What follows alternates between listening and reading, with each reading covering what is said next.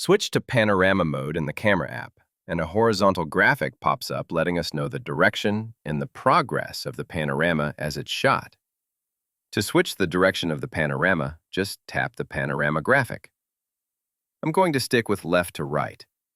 Tap the shutter and start sweeping the iPhone to the right to get the shot. When I get to a point that I want to end the panorama, just tap the stop button, and the panorama is completed.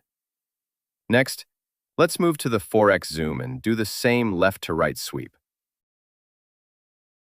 This time, I'll continue until the panorama completes and is saved automatically.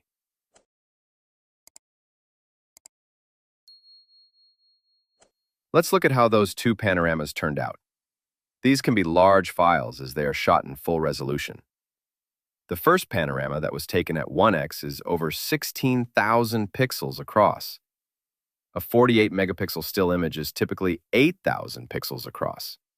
The panorama shot with the 4x zoom is nearly 14,000 pixels across. So, panoramas can be very high-quality images. We can also shoot vertical panoramas. To do this, we need to rotate the iPhone to landscape orientation. Now, we can take a vertical panorama from the ground up or the sky down. I'll shoot from the ground to the top of this tree.